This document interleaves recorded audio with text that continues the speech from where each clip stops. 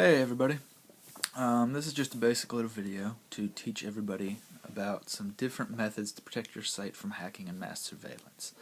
The site I'm going to be using as an example today is one of my sites, cekpet.tk, that's cekpet.tk. Now this site actually uses Punycode in the URL, which translates the URL to Unicode, and in this case it's Russian letters. The domain is actually xn-e1aaoyck.tk. Now the reason this is important is because penetration testing software sees the domain as invalid because it can't understand the Unicode characters.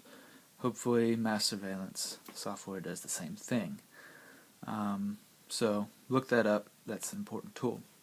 The next important thing is the ZXX font created by Sangmoon, something like that. I added it to my sites using the @fontface feature in CSS.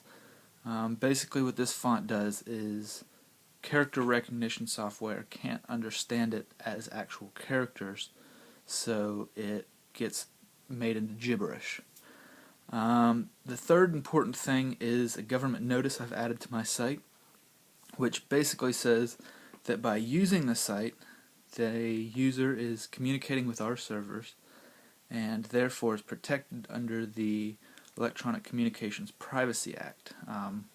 It's the same thing as email. You're communicating with another person. In this case, you're communicating with your servers, which is maintained by me, so it's basically communicating with me. This means they have to have a warrant to watch anything that you do on this site. So that also protects you. The other features of the site are just some basic things, like, for instance, the site is a search engine.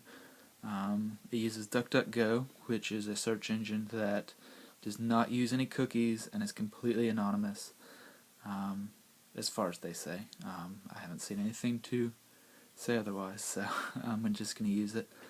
Other features are that the search bar is in a iframe, which is protected with numerous metacode and no robot code, do not track, etc., just to make it a little bit safer for the user.